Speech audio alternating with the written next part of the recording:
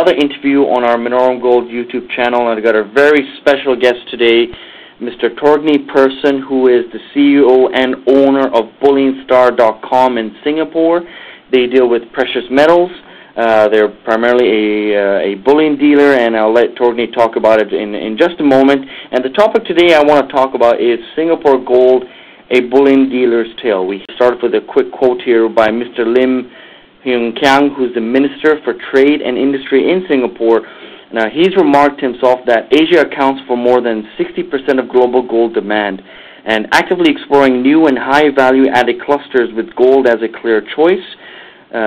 With their close proximity to both demand and supply in Asia, he believes that Singapore is well placed to support the bullion industry, and with substantive mutual benefits. His vision is that Asia can be a driving force to continue the growth of the bullion industry and be a global leader in areas of fundamental to the demand and trade in this particular region. Mr. Persson has a very extensive background in investment, and he believes that precious metals is money. He's a follower of the School of Austrian Economics.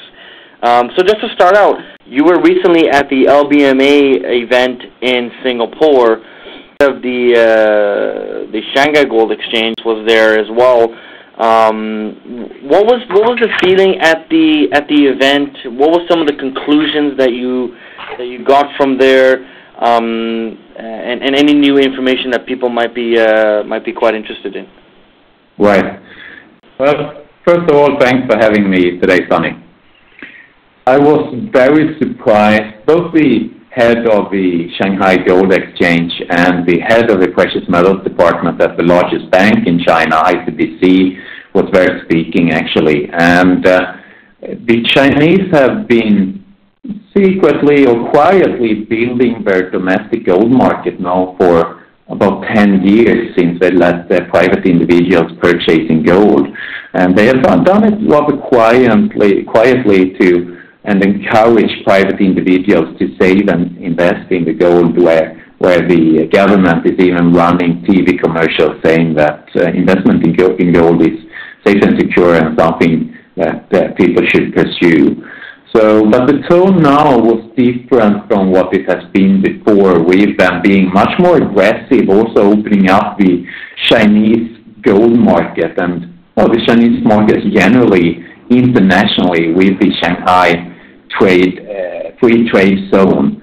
So they were actually inviting foreign companies to take part in the gold market in China, trading in China, and also the currency, the RMB, is opening up slowly so that you can transact, in terms of currency. So they were encouraging foreign companies to contact them to set up trading in the Shanghai Free Trade Zone, and they were very open actually, and the head there of the Shanghai Gold Exchange actually also confirmed that the real figures of the demand in China is much higher than the official figures from the World Gold Council. So he confirmed that the demand, the private demand in China last year was 2,000 tons, which is almost the same as the global gold production itself, and it's a staggering number.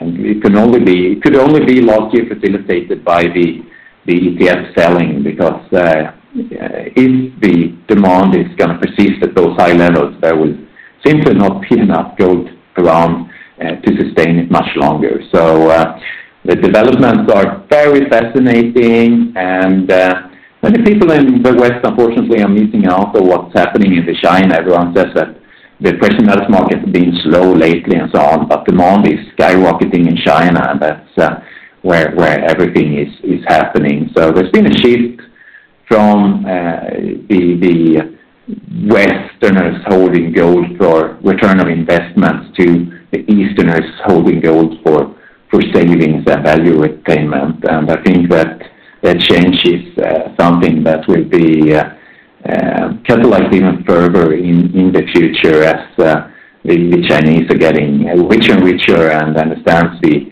value of having something that can keep purchasing power over time. Mm-hmm. And you don't really appreciate the the amount of demand that these Asian countries, including China, have for gold, and unless you're on the ground. I mean, I was there late last year, going to the storefront, and I was quite amazed seeing the stores just packed with gold. I was compelled to ask the branch manager of that particular store, which was a Chow Tai Fook jewelry store, which is one of the largest chains in Hong Kong, with over 3,500 locations, including China. And he simply said that they're coming over the border to buy gold because it's cheaper to buy in Hong Kong, as well as the variety of gold, and it's a way for them to store it in Hong Kong as well. And just to go on your point in terms of the demand numbers, Kuz Jansen has been quoting those numbers for quite a while, who's with ingoldwetrust.ch, so he's been correct all along. And I guess just my last point I'll probably want to ask you is, you said that that the Shanghai Gold Exchange representatives were inviting foreign banks to allow for gold trade. So does this mean that they will have to trade gold in the renminbi?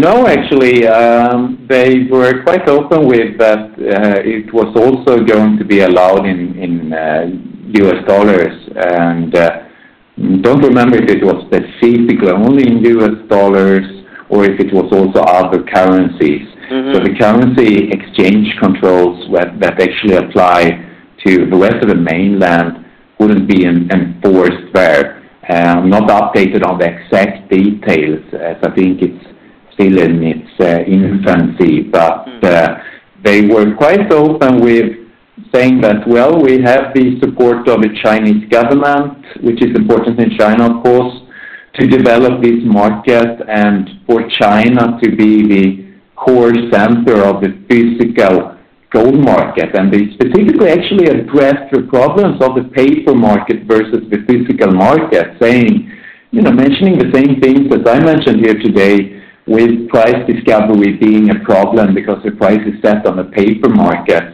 whereas in China, the price is set on the physical gold exchange market, where something like 40% of all contracts are going to physical delivery.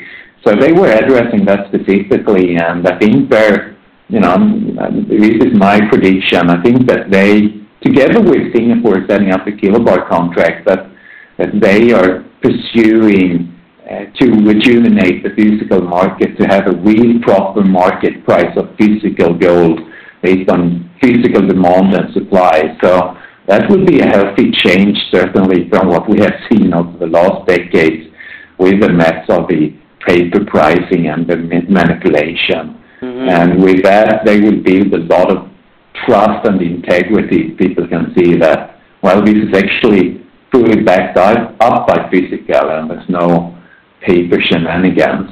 So overall, it's a welcome development, and it can only encourage that development, as it will make the precious metals market much healthier over time.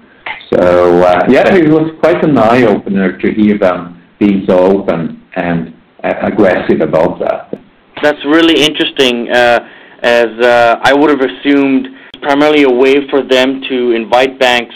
As you know, with China, they want to internationalize the renminbi, and the gold market is to do that. And I was just assuming that would be a way of which they would invite these banks, foreign banks, to trade gold, set up their offices, but also they would have to settle it in the renminbi. But if they're open, that's actually quite interesting to hear. I wouldn't have expected that.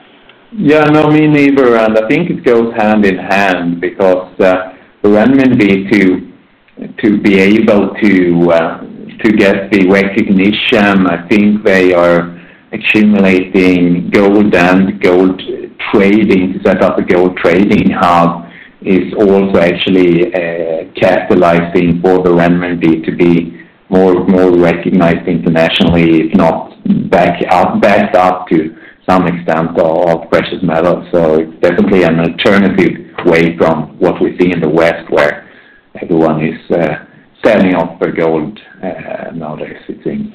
what makes Singapore such an attractive place for financial institutions, banks, logistics, storage companies, and what are the positives and negatives of that, Mr. Persson? So I think some of the reasons for the attractiveness of Singapore is that historically it's the bastion of free trade. Singapore has a very strong asset protection with strong property ownership rights. And it's a very safe and secure country with a strong rule of law. But perhaps the most important contributing factor for the attractiveness is that the government here is very supportive of businesses. They are really, in the true sense, facilitating for businesses, not hindering, like often is the case in the West. And they do focus on capitalizing production and innovation to increase productivity levels in the economy and upgrade the workforce. So by them realizing that a healthy business sector is the backbone of a healthy economy, they are contributing a lot to the attractiveness. And that's one of the reasons why I've set up BullionStar.com here in Singapore to allow for international investors to buy and store precious metals in Singapore. And we do have a rather unique model here where we let customers handle their physical bullion online 24/7, combined with a retail bullion shop that is walk-in, and we have a combined shop, showroom, and vault in the same location, so customers can actually come to us physically and physically audit or physically withdraw their metals on site without any prior notification even, which I think is worldwide unique. Interesting. So when these investors come to your store, I mean, how do the dealers work there in terms of price? I mean, here, for example, when you go to the bullion dealer here, there's quite a premium on what you're buying, whether it be an ounce of gold, an ounce of silver, a silver maple leaf, or if you're getting a 10-ounce bar. How does it work there in terms of premiums? Well, it's similar because the market is global, so we have to be price competitive on a global scale. But I think the premiums, both on the wholesale and retail market, are rather competitive as more and more suppliers and means of keeping stock locally here in Singapore. And in terms of storage, can you speak for ourselves with us having our vault integrated in our facility where we stock both our own metal and customers segregated metal? We are currently offering storage customers to store with us for free until 2016, so we don't actually charge for storage as of now until 1st of January 2016. Interesting. So prices are competitive, and factoring in that, we don't charge for storage, it's, definitely competitive. That's very interesting because you're seeing a lot of storage companies set up in Singapore, even banks, such as UBS, Deutsche Bank. They're setting up trade facilities there, but also storage facilities of which they charge for the storage. So that's very interesting that that is part of your service, of which it is free. So that's a good thing. And I think for the large banks, if you come into the bank as a private investor, a middle-sized private investor, they'd probably turn you down, and it's really only for private equity customers that they provide that service, or otherwise they will probably try to sell you some sort of paper solution. So it's a bit different. There's been a bit of news with the large banks having space in the Freeport in the large storage facility here, but I've had people going into the actual banks asking, how can I store my gold there? And they can't, they don't allow them to. So it's on a different level in terms of private equity and wholesales, I think. We are more of a retailer, allowing anyone to buy and store with us. You can buy a single silver coin, or you can buy in the millions. So everyone's welcome with us. Okay. Well, I want to talk about the International Enterprise Singapore. I've brought this up in a previous interview, of which it is basically the trading body of Singapore to promote trade between other countries and Singapore. Now, they have a mandate for Singapore to become the largest commodities trader, competing with London and Zurich. Why do you think this is, first? And secondly, in line with this, what are your opinions on the recent announcement on June 25th of Singapore announcing a kilobar gold contract? Yeah, I Singapore is the government trade agency here, and they encourage, in line with the government's objective, to create a transit and storage hub of precious metals in Singapore. So for Singapore, I believe that the importance of the financial sector is great, as there's no other natural resources here, so they have to find competitive advantages in other areas, and recognizing the need and opportunity for a physical gold market by removing all taxes, including the sales tax, GST here, Singapore does stand out to be a much more sound market for physical gold than what is available elsewhere. And talking about the physical kilo contract they are instigating here this autumn, I think that, since the introduction of the futures market in the 70s, the mechanism of the market and price determination has becoming increasingly opaque, and there's no real good price discovery for physical metal today. The price of gold and silver is really inherited from the paper market, and of course the paper market, the problem varies that there's much more paper than there is physical, and it's cash settled. So not any good proxy for the real price based on real demand and supply for physical metals today. And with this, there's been a lot of speculation, of course, of price manipulation, and rightly so, but I would go further to say that price manipulation is just the top of the iceberg today. It's the whole market mechanism that's broken. So the equation itself of the paper, gold, and silver markets are the problem. So I actually met recently with the CEO of the Singapore Stock Exchange, Mr. Magnus Böcker, who is setting up this kilobar contract. And I was pleasantly surprised about the emphasis on the physical backup, because by being transparent, tradable contract for which you can settle cost effectively in physical gold, Singapore will stand out a lot. So all numbers will be transparent from what I understand, and you can go to the Freeport here in Singapore, which is very, very close. Singapore is a small country, so wherever you are in Singapore, it's close. Mm-hmm. And with short notification, you can actually take physical delivery within a day or so. So of the kilobar contract, you can get physical delivery.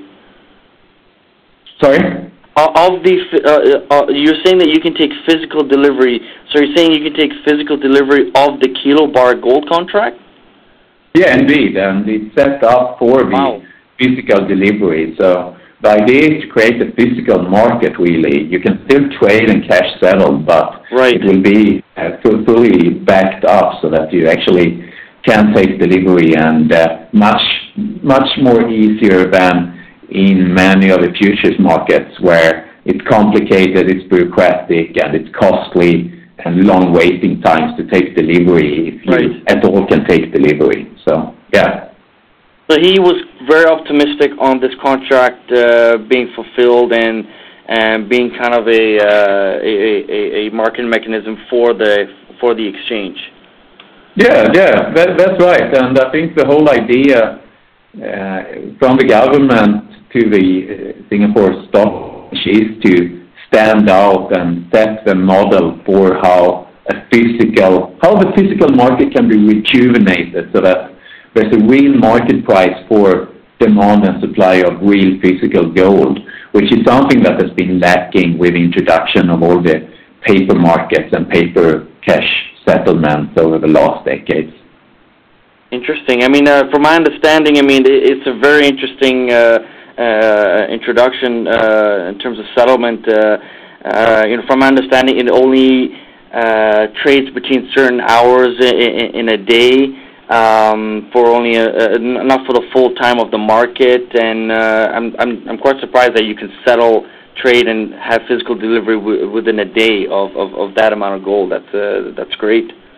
Yeah, it is, and it's great for us, for Bullion Star, to be able to operate in a country which actually understands physical gold. Mm-hmm. You introduced this interview with the quote from the trade minister, and even to have a trade minister going to gold seminars like the trade minister here, Mr. Lim, is, and to address those issues of physical gold trade is really unique. You wouldn't have any other government minister in any other country probably to address the gold market whatsoever. Well, perhaps in India introducing more taxes, but except for that, it's quite unique with the government support, facilitating for precious metals company, removing taxes, making it easier to trade and store, and as opposed to the other way around, which it is in most other countries.